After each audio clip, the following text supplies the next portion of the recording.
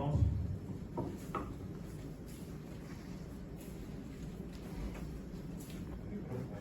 Não é esse? Ah, não é esse.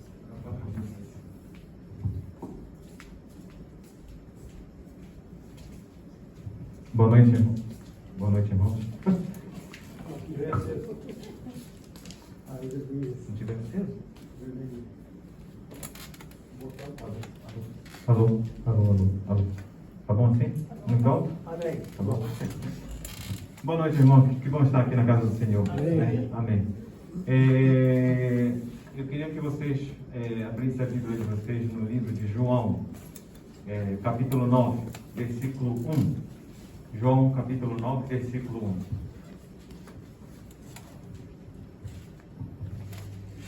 Na realidade, eu vou, praticamente a palavra que eu vou dar hoje, esse capítulo todinho, vai de 1 até o 41, mas eu espero que vocês comecem pelo capítulo 1, capítulo 9, do versículo 1.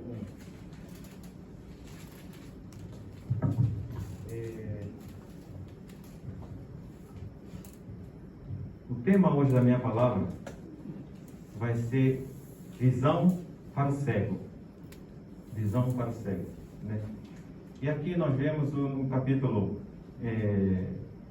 9 de João, começando do capítulo 1, né? Eu vou ler até o 34, né? E depois a gente vai voltando pouquinho a pouquinho para a gente poder aprender mais. E geralmente, ultimamente, quando eu estou falando da palavra, estou lendo na Bíblia, vou tirar a máscara, você viu um sign, obrigado.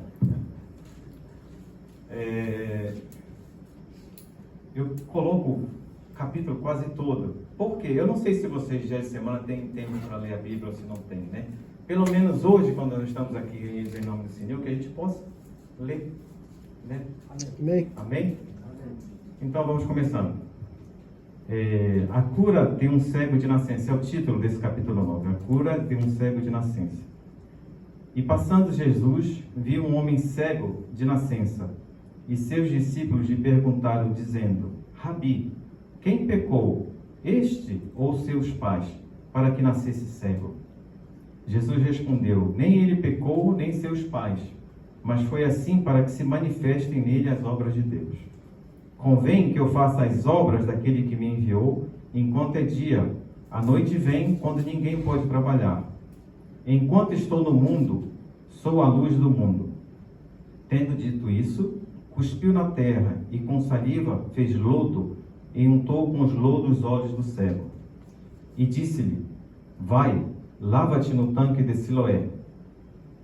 Esse tanque de Siloé significa o tanque santo enviado, né? Vai, lava-te no tanque de Siloé. Foi, pois, e lavou-se e voltou vendo. Então os vizinhos e aqueles que dantes tinham visto que era cego diziam: não é este aquele que estava sentado e mendigava? Uns diziam: é este. E outros: parece-se com ele. E ele dizia: sou eu. Diziam-lhe, pois: como se te abriram os olhos? E ele respondeu e disse-lhes: o homem chamado Jesus fez lodo e untou-me os meus olhos, e disse-me: vai ao tanque de Siloé e lava-te. Então fui e lavei-me e vi. Disseram-lhe, pois: onde está ele? Respondeu: não sei. Levaram, pois, aos fariseus o que dantes era cego. E era sábado, quando Jesus fez o lodo e lhe abriu os olhos. Vejam bem, era sábado, né? Quando Jesus fez o lodo e lhe abriu os olhos. Tornaram, pois, também os fariseus a perguntar-lhe: como vira? E ele lhe disse: pôs-me lodo sobre os olhos, lavei-me e vejo. Então alguns dos fariseus diziam: este homem não é de Deus, pois não guarda o sábado. Diziam outros: como pode um homem pecador fazer tais sinais? E havia dissensão entre eles. Tornaram, pois, a dizer ao cego: tu, que dizes daquele que te abriu os olhos? E ele respondeu: que é profeta. Os judeus, porém, não creram que ele tivesse sido cego, e agora visse, enquanto não chamaram os pais do que agora via. E perguntaram-lhe, dizendo: É este o vosso filho, que vós dizer ter nascido cego? Como, pois, vê agora? Seu pai responderam e disseram: Sabemos que é nosso filho e que nasceu cego. Mas, como agora vê, não sabemos. Ou quem lhe tem aberto os olhos, não sabemos. Tem idade? Perguntai-lhe a ele mesmo, e ele falará por si mesmo. Seus pais disseram isso porque temiam os judeus, porquanto já os judeus tinham resolvido que se alguém confessasse ser ele o Cristo, fosse expulso da sinagoga. Por isso é que seus pais disseram: tem idade? Perguntai-lhe a ele mesmo. Que pai, né? Chamaram, pois, pela segunda vez o homem que tinha sido cego, e disseram-lhe: dá glória a Deus, nós sabemos que esse homem é pecador. Respondeu ele, pois, e disse: se é pecador, não sei. Uma coisa eu sei, é que havendo eu sido cego, agora eu vejo. E tornaram a dizer-lhe: que te fez ele? Como te abriu os olhos? Respondeu-lhe já vos disse, não vistes? Para que eu quereis tornar a ouvir? Quereis, porventura, fazer-vos também seus discípulos? Então o injuriaram e disseram: discípulo dele sejas tu. Nós, porém, somos discípulos de Moisés. Nós bem sabemos que Deus falou a Moisés, mas este não sabemos de onde é. O homem respondeu-lhe e disse, o que era cego, né? Nisto, pois, está a maravilha, que vós não saibais de onde ele é, e me abrisse os olhos. Ora, nós sabemos que Deus não ouve a pecadores, mas se alguém é temente a Deus e faz a sua vontade, a esse ouve.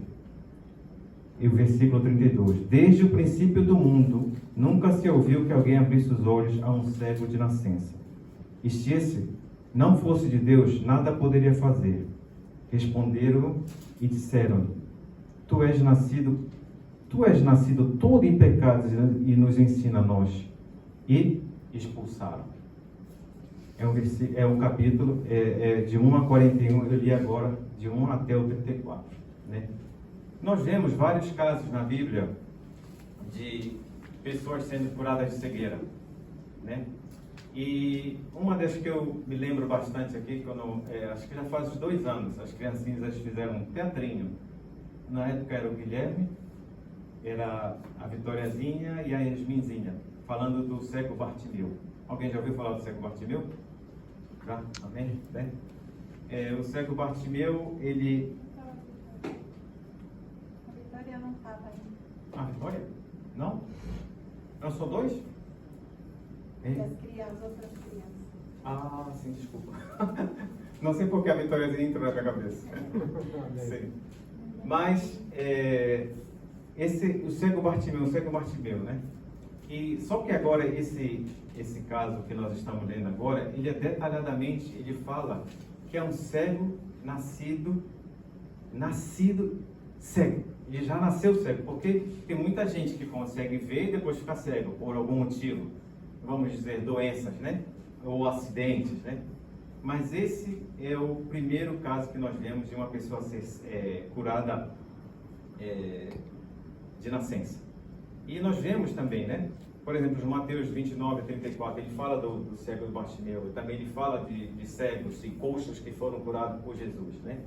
Mas esse aqui a gente vê um encontro maravilhoso desse homem com Jesus, né? Porque vai ser a primeira vez que ele vai poder chegar e ver o rosto dos pais.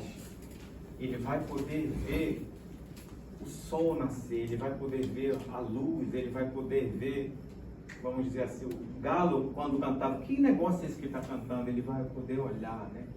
A gente vê uma coisa assim que ele nunca teve esse tipo de experiência, né?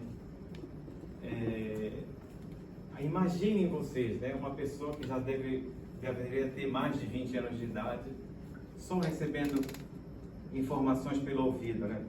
Porque ele fala que ele é cego, não que ele é surdo, né? Então, recebendo as informações, e quando ele vê esse mundo todo que Deus criou, o impacto, né, que essa pessoa teve, né?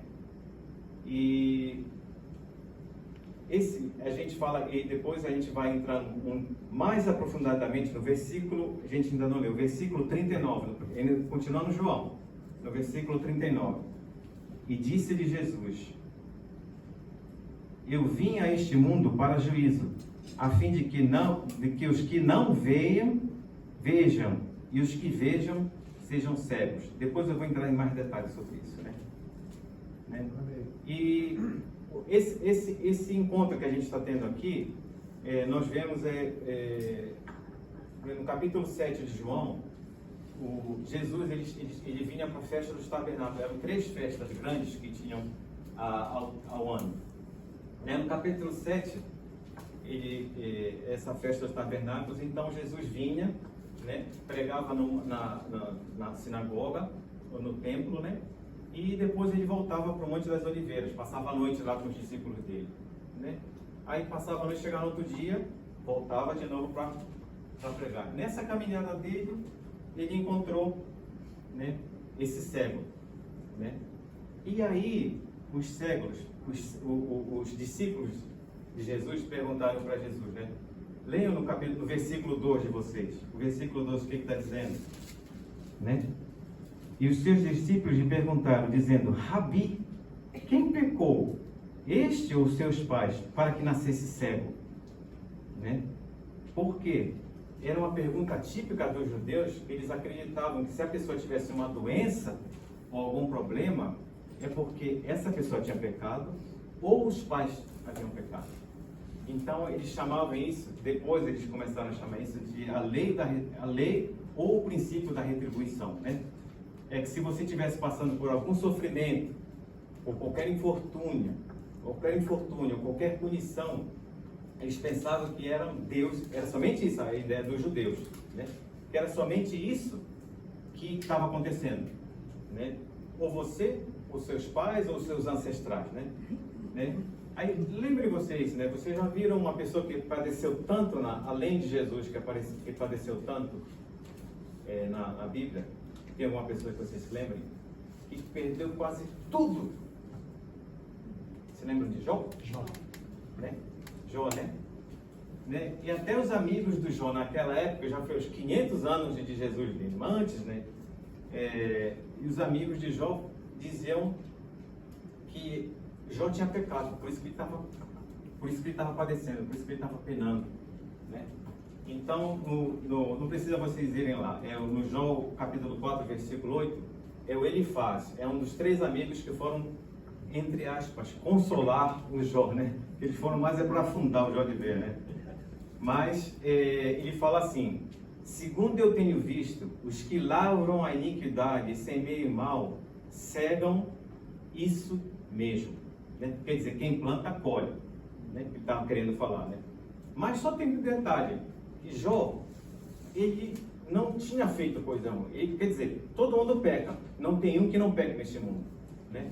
Mas só que o Jó, vocês veem na introdução de Jó no 1:1, Jó 1:1, havia um homem na terra de Uz, cujo nome era Jó, e este era homem sincero, reto e temente a Deus, e desviava-se do mal, né?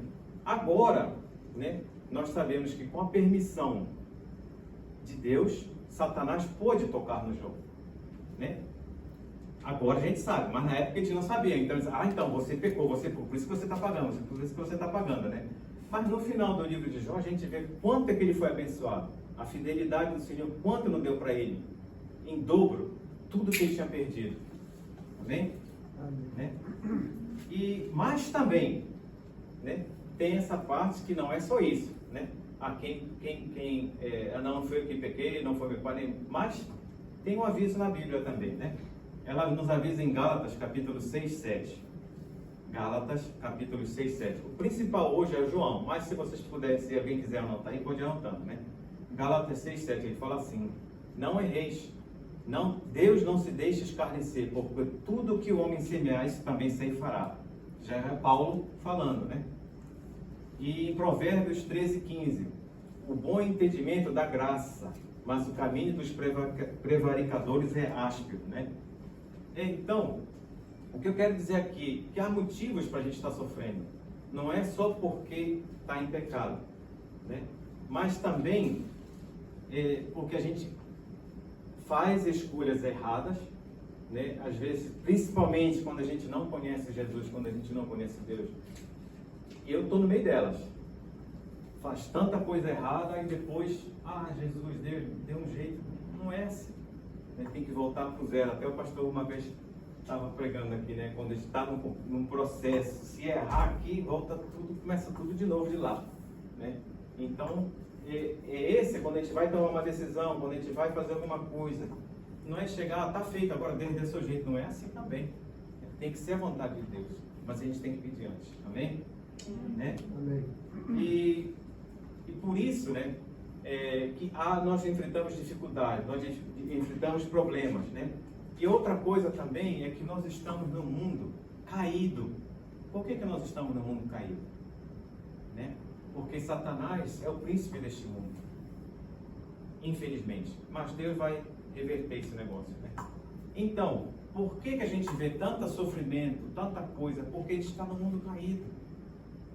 Há tanto demônio fazendo coisa que não deve, quer dizer, está fazendo o serviço dele. A gente está aguentando, enquanto a igreja está aqui aguentando, a gente está orando, a gente está se esforçando para ganhar mais almas para Jesus, mas Satanás está querendo o contrário. E por isso que a gente recebe problemas, mesmo que a gente não queira. Por exemplo, Deus, quando manda a chuva, né, ele molha o bom e molha o ruim também, né? E o Satanás, quando manda coisa ruim, ele vai atingir também principalmente quem tem, nós que somos cristãos, que temos brechas, ele vai entrando pouco a pouco, Então a gente tem que tomar cuidado com isso, né? Mas só porque a gente está não cometeu pecado, eu não fiz, meu pai não fez nada, meus avós não fizeram nada errado, não vai ter sofrimento? Vai ter sofrimento, porque a gente vai estar nesse mundo também. E vamos ter problemas também por coisas e por decisões que nós fizemos erradas, sem ter o aval do Senhor, vamos dizer, sem pedir, sem ter consulta com o Senhor. Amém? Então, essa lei do princípio da restrição, os judeus, os discípulos, perguntaram para Jesus, por quê? Quem é que pecou aqui para ele nascer cego? Aí Jesus disse, não. Ele corrigiu a teologia deles estava errada. E onde é que ele responde isso? Ele faz duas coisas no versículo 3, né? Ele mostra para a gente, Jesus, no versículo 13, nem ele pecou, nem seu pai, mas foi assim para que se manifestem nele as obras de Deus. Amém? Quer dizer, se você não passar, se você não pecou, você está se esforçando, você está passando problemas, qual um dos motivos que você vai estar passando por isso? É para que a glória de Deus possa ser feita. Você não vai passar por sacrifício. Então está tudo bem, eu não preciso de Deus, eu não preciso de nada. Você vai indo para o caminho, infelizmente. Eu ando para o lado esquerdo, para o caminho ruim, né? Para o lado esquerdo. Para o lado direito, para o caminho bom, né? Se você não se conecta com Jesus, infelizmente você vai indo para o local onde não deveria, né? E uma das coisas que Jesus faz aqui nesse versículo 3 é desmascarar que toda pessoa que está sofrendo é porque pecou. É um deles, né? E o segundo no final do versículo 3 dizendo que é para que a glória do Senhor seja feita, né? É uma doença, um infortúnio que a gente passa, né? Um problema no casamento, né? Um problema de saúde, a perda no trabalho. Até um dia desse eu estava comentando com os amigos, né, as dificuldades que eu estou passando no trabalho, né? Às vezes a gente tem um filho pródigo, vocês já ouviram falar do filho pródigo também, né? Acredita, né? Isso tudo é o quê? É uma oportunidade para a intervenção do Senhor. Amém. Né? E depois de Jesus corrigir essa teologia, o que foi que ele fez? Ele curou o cego. Ele foi curar o cego, né? E ele fala, no versículo 5 a 6. Tendo dito isso, cuspiu na terra e com saliva fez o lodo e untou o lodo com os olhos do cego. Lodo é lama, né? Lama, né? E foi feito com terra aí a saliva de Jesus, né?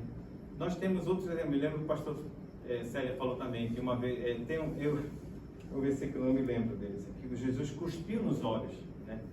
Mas aqui está dando detalhe e o cego viu, né? E aqui ele pega a saliva no lodo e passa Aí ele manda ir pro lago, pro lago, né? A piscina de Siloé. Aí agora você imagina uma pessoa que passa anos sentada, né?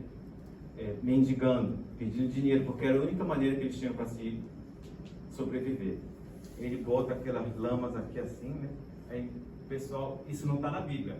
Isso sou eu que estou colocando aqui, que é para entrar mais um pouco na cabeça de vocês, né? Amém. Agora você imagina um cara com um negócio de lama aqui na cara.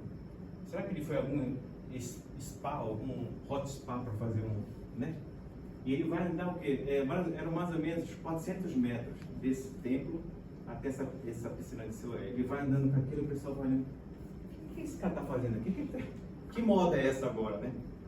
Aí ele chega na piscina, lava os olhos e começa a ver, né? E tem alguns estudiosos que falam que tem uma versão, né, que eles procuram mostrar, mas assim, é porque o lodo e a terra Adão foi feito da terra, mas isso é tudo especulação. A gente entende, eu principalmente entendo, que são várias maneiras de Jesus fazer a cura. Ele pode ser uma cura para o pastor Célio, pode ser para você, pode ser para você, tudo vai ser diferente, mas é a maneira dele que ele vai curar. Não precisa ser igual, não é só porque o nosso Deus, ele não é limitado. O nosso Deus, ele é grande, ele é poderoso, ele pode fazer tudo. Amém? Aí você vê o cara com aquele negócio tudinho assim, andando na rua, aí chega, foi curado. Mas antes disso, ele vai chegar para assim, não tem essa conversa na Bíblia também, ele vai chegar para Jesus, ele era surdo. Não, ele era cego, mas não era surdo. E ele vai chegar, Jesus faz, seu Jesus, o senhor está cuspindo aí? Sim. O que está fazendo? Não, estou fazendo uma lâmpada para botar no teu olho. Botar lâmpada para botar no teu olho? Você vai me curar assim desse jeito? Sim, estou pensando nisso. Por quê? Não, é porque esse negócio de saliva, eu não tomo água nem no mesmo copo que outra pessoa, eu acho que isso não está legal para mim. Você acha que ele vai dizer isso? De maneira nenhuma. Ele vai, faz, Senhor, o que tu quiseres, porque eu quero ser salvo. Amém. Amém? Glória a Deus. Você vai, você está precisando, você vê uma pessoa que está quase se afogando, ela vai se agarrar em qualquer coisa para querer sobreviver, né? E o cego, ele não, Senhor, faz o que tu tens para fazer para mim. Então, ele recebeu, né? A glória dele de poder ver, né? Mas só que aí a gente vai aqui para o versículo do 7 a 8. Então, acabou tudo bem, tudo bonitinho. A glória, recebeu um milagre, está todo mundo alegre. Não, né? No capítulo 8 em diante, a gente começa a ver as dificuldades que a pessoa teve. Por que ele teve tanto problema? A gente vai lendo depois, daqui a pouco. Vamos indo, né? Tempo tem bastante, ninguém está com pressa hoje. Taifun não veio, né? Foi embora, então a gente fica aqui, né? Mais um pouquinho, né? Amém. Amém? Então, Jesus, ele vai, cura o homem, e as pessoas, como é que elas se sentem? As pessoas em volta dele. Nós vamos ver aqui 3 tipos de pessoas, 3 tipos de grupos que vão se postar de maneira diferente.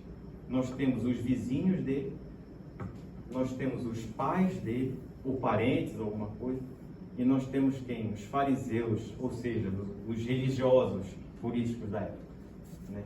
Vamos falar aqui do primeiro grupo, né? Deixa eu andar aqui.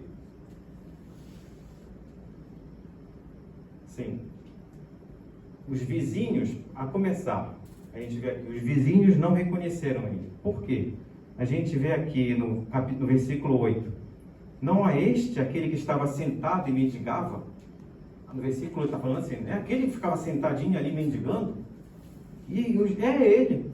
E outros, parece com ele. E o cego dizia, não, sou eu, era aquele cego lá. Mas a vizinhança não acreditava. Não queria. Mas como? Não é aquele cara, tá, né? Começou assim, né? Mas como te abrir os olhos? Aí ele dizia, não, foi um homem chamado Jesus que botou lama nos meus olhos, por isso que eu comecei a ver, né? E Então, ele começou a passar por esses problemas, né? E o que foi que acontece com esses vizinhos? Porque eu acho que vocês também passam pela mesma coisa que eu acho, né? Você tem o seu ritmo, tem a sua rotina de vida. Todo dia você sai, por exemplo, eu saio 6 horas da manhã do meu trabalho, quase 1 hora dirigindo o carro. Tá 6h30, tem um ônibus tocar e baixo na minha frente. Às 6h45 tem um grupo esperando para entrar nesse ônibus. Já conheço até as feições, praticamente, porque às vezes eu paro atrás do ônibus, tem uma senhorazinha de cabelo branco, tem um senhor que anda mancando. Quando eles não estão lá, faltou alguém hoje. Quem é? O que aconteceu? Eu acho que vocês vão passando essa rotina também. Vocês vão, quando voltam, também tem uma pessoa. Você vai encontrando essa pessoa, vai vendo, né? Mas soa que a gente tanto se acostuma de ver aquilo ali que a gente já acha aquilo normal, né? Então, quando esses vizinhos viram o cego falando, olho no olho, se espantaram, não é verdade? Né? E o que a gente vê aqui, né? A gente vê porque anos, como eu já falei ainda há pouco, passou o que? Devia ter... O pai dele fala que ele já é de idade. Quer dizer, quem era maior de idade para servir ao exército judeu, teria que ter pelo menos 20 anos. E quem tinha 30 anos era considerado adulto na época, né? Então, os pais dele falam no versículo mais adiante que ele já é maior de idade. Quer dizer, deve ter passado de bebezinho até anos sentado ali mendigando, e todo mundo se acostumou com ele e se esqueceram dele. Quando viram ele andando, agora se vocês me perguntarem qual a cor dos olhos dele, eu não sei, não fala nada. Vocês imaginem a cor que vocês quiserem. É porque ele começou a ver, Amém? Amém. Né? E agora, outro tipo de coisa é que todos eles, uma coisa que eu quero acrescentar aqui, por exemplo, a sua vizinhança, as pessoas que te conhecem, eles não vão te ver como uma nova pessoa, eles vão te julgar pelo que você era. E por isso que eles se assustaram com o cego. Você não era cego? Por que você está vendo? Né? Então, esse tipo de vizinhança tem. Tem uns que vão se alegrar? Tem. Né? Mas não se preocupe com isso. Acredite em Jesus. O segundo grupo é o dos pais. Esse, todo mundo praticamente aqui é pai, ou tem projeto de ser pai também, né? Esse aqui vamos dizer, hilariante, para não dizer triste, porque os pais, você pode ler no seu capítulo 20, versículo 20, versículo de 20 a 23, né? Seus pais responderam e disseram-lhes: sabemos que este é nosso filho que nasceu cego, mas como agora vê, não sabemos, ou quem lhe tenha aberto os olhos, não sabemos. Tem idade, perguntai-lhes a ele mesmo, e ele falará por si mesmo. Seus pais, e por isso é que seus pais disseram: tem idade, pergunta-lhe a ele mesmo, né?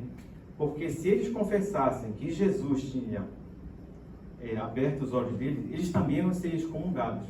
E esses pais, para não perderem a posição deles na sociedade ou na igreja, eles afastaram o filho. Ele é maior de idade, pergunta para ele, né? É uma coisa, espero que nunca isso vai acontecer comigo, nem com vocês. Todo pai, toda mãe quer proteger o seu filho, quer guardar o seu filho de maneira que perde a sua vida, mas você vai proteger. Nesse caso aqui, eles estavam preocupados com o quê? Com a posição social deles, com o estado deles. Se eu for confessar, não, ele nasceu cego, mas agora ele está vendo, eu não sei falar com ele, eu não sei de nada. Quer dizer, querendo sair da responsabilidade, né? Ao contrário, né? Eu acredito que a maioria de nós, quando recebe um milagre, quando nosso filho recebe uma cura, quando recebe uma coisa, eu acho que a gente ia soltar rojão, ia fazer festa para agradecer ao Senhor. E no caso, infelizmente, desses pais aqui, eles não. Eles fizeram o contrário, né? E a gente vê essa situação, né? Isso também é verdade nos dias de hoje. Porque eu posso falar da minha experiência, aí ninguém pode depois vir falar comigo, né? A minha mãe, sempre falei, a minha mãe ela é católica, Maria Nossa Senhora de Nazaré, né? A minha mãe, a de que eu nasci, mas só que a minha mãe adotiva aqui no Japão, ela é budista, né? E quando eu aceitei Jesus, eu não quis mais saber desse negócio de budismo, não quis saber mais de nada disso, né? Que horror, né? E por isso eu já recebi tanta pressão para deixar de ser cristão. Porque você não pode entrar no meu rapaz, você não pode fazer isso, você não vai fazer mais aquilo. Não me interessa mais. Não me interessa. Mas a pressão é grande quando você aceita Jesus. Por quê? A pressão vai vir, os problemas virão, né? Tanto que, se vocês puderem, não precisa entrar agora. Mateus 10, 34 a 36, Mateus 10, 34 a 36, ele fala: não cuideis que vim trazer a paz à terra, nem vim trazer paz, mas a espada. Porque eu vim pôr em dissensão o homem contra seu pai, e a filha contra sua mãe, e a nora contra sua sogra, e assim os inimigos dos homens serão seus familiares, né? No Mateus 10, 34 a 36, né? Jesus, ele não está querendo trazer uma briga intencional. Ele não vai querer fazer isso. Mas você, sendo cristão, você vai mudando. Você não vai querer andar mais como o mundo anda. Você vai fazer a diferença. Então, quem não aceitar Jesus da sua família, vai sentir a mesma coisa. Vai ter problemas. E se você não enfrentar, e se você não pisar firme, você vai ter problemas depois também com Jesus, né? Então, o primeiro grupo foi o quê? Dos vizinhos, né? Então deixa ir para lá. Não acredita, foca em Jesus. O segundo grupo, dos pais. Você vai ter problema com os pais ou parentes, né? Não, mas o Luiz era tão bom quando ele bebia cerveja. Não bebia tanto assim também. O Luiz era tão bom quando ele saía para o carnaval. O Luiz era tão bom para ele, mas agora ele não faz mais isso. Então não quero mais saber do Luiz. Deixa ele para lá. Esquece. Ore por essa pessoa que está fazendo isso com você. Amém? Amém? O terceiro grupo, eu vou correr mais um pouquinho, tá? O terceiro grupo é dos fariseus e dos religiosos, né?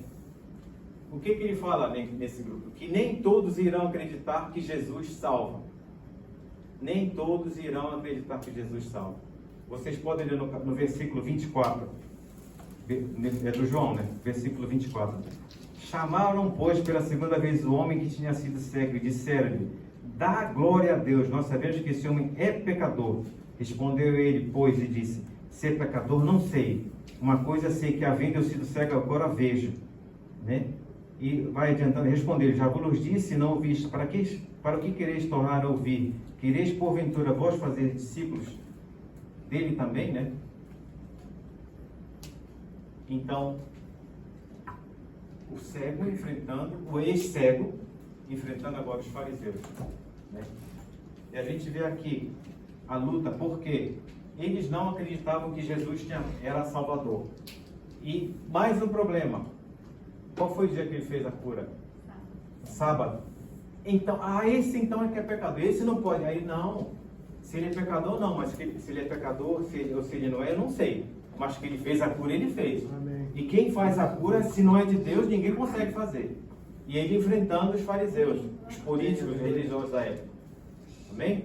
Jesus é, né? O Senhor do sábado. E ele foi o Senhor do sábado. Isso, irmão Jorge. Porque nós vemos em Marcos, capítulo 2, 27 a 28, né? Ele fala assim: disse-lhes: o sábado foi feito por causa do homem, não o homem por causa do sábado. Assim o Filho do Homem até do sábado é Senhor. Amém? Amém. E o que significa isso? Porque as coisas boas que acontecem no sábado, os benefícios que a gente recebe no sábado, é para gloriar a Deus. Aleluia. Não é o contrário. E a gente vê como esses fariseus eram duros, eles queriam seguir a lei só na palavra. Não queriam ter coração, não queriam ter entendimento. Era só aquilo. Eram presos. A palavra deles matava. E a gente tem que tomar cuidado também quando a gente vai pregar. para a gente não matar as pessoas, porque só a palavra ela mata, mas a gente tem que ter o coração é a versão de Jesus, que é a única versão, né? Para a gente poder alcançar as pessoas. E a gente vai vendo que os caras vão ficando tão alterados que eles chegam, olha, então não quero, sai daí, eles não vão aceitar o milagre que Jesus fez. Eles não aceitam. Teve uma confusão entre eles, eu disse, não, mas esse não, então tira ele da sinagoga. Ele não é mais. Pode tirar. E para encerrar, mais uns 5 minutinhos. Né? Mais uns 5 minutos, tá bom? Amém. Ok? Né? E eles expulsam. E quando Jesus vê isso, no versículo 35, se vocês puderem ler, versículo 35. Jesus ouviu que tinha expulsado e encontrando, disse-lhe, crês tu no Filho de Deus? E ele respondeu e disse, quem é ele, Senhor, para que nele creia? E ele disse, tu já o tens visto, e aquele que fala contigo, Jesus falando com ele, né? Ele disse, creio, Senhor, eu creio em ti, Senhor, e adorou o Senhor Jesus, né? E disse-lhes, eu vim a este mundo para juízo, a fim de que os que não veem, vejam, e os que vejam, sejam cegos, né? Aí os fariseus já começaram a atacar Jesus de novo. Já no versículo 40, aqueles dos fariseus que estavam com ele ouvindo isso disseram, também nós somos cegos? Quer dizer, estavam vendo, naturalmente, né? Também nós somos cegos? Então Jesus disse, se fosseis cegos não terias pecado, mas como agora dizeis, vemos, por isso o vosso pecado permanece. E o que quer dizer isso? Eles diziam, eles conheciam Deus, mas eles recusavam a Jesus na frente deles. O que é isso? Uma cegueira espiritual. A cegueira espiritual vivendo e ainda como tem nesse mundo. A última coisa que eu quero deixar aqui para vocês é que neste dia que teve esse milagre, não foi só um milagre natural de ver, só de ver as coisas, mas foi um milagre espiritual de ter o mundo de Deus aberto na frente dele. Né? Amém? Coloque isso na vida de vocês. Quem ainda não consegue ter essa visão espiritual, ore para o Espírito Santo. Eu acredito que quase todos aqui são cristãos, já entregaram o seu coração para Jesus. Né? Então ore e peça para Jesus que Ele vai abrir o seu coração espiritual. Né? A gente precisa disso, a gente precisa só... Lógico que nós precisamos da nossa visão natural, mas a espiritual também é muito importante. Amém? Verdade, amém. Amém? Desculpa, passando um pouco da hora, eu curtei bastante. Eu acho que deveria ir até umas 8h15, mas devido ao nosso horário, eu vou encerrando por aqui. Amém? Então, vou aproveitar e ir orando. Amém? Senhor, obrigado, Senhor, pela Tua palavra, Senhor. Que ela possa, Senhor, abrir a nossa visão espiritual, Senhor. Nós pedimos em nome de Jesus, Senhor, pelo poder do Espírito Santo, Senhor. Nós estamos aqui não somente para ver as coisas materiais, Senhor, para que nós possamos entender também as espirituais, Senhor. Nós pedimos em nome de Jesus, nós entregamos o nosso coração a Ti, Senhor. Abençoa com a Tua graça, Senhor. Que nós não sejamos fariseus, Senhor. Que nós não sejamos hipócritas, Senhor. Que nós não sejamos esses vizinhos que estejam puxando o tapete de quem quer seguir a Ti, Senhor. Que nós não sejamos esses pais, Senhor, que infelizmente não protegeram seu filho, Senhor. Nós pedimos, Senhor, em nome de Jesus, Senhor, ilumina-nos, guarda-nos, Senhor. Em nome de Jesus é que eu te peço. Em nome de Jesus, amém, amém. E aproveitando, Senhor, que o Senhor dê uma semana de bênção, Senhor, de paz. Que as pessoas possam voltar para essa casa alimentadas, Senhor. Que elas tenham mais fome e sede da Tua palavra, Senhor.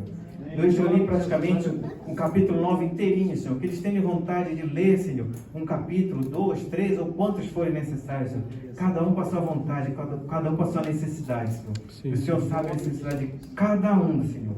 Toca no coração deles especialmente, Senhor. Em nome de Jesus. Em nome de Jesus. Amém, Senhor. Amém.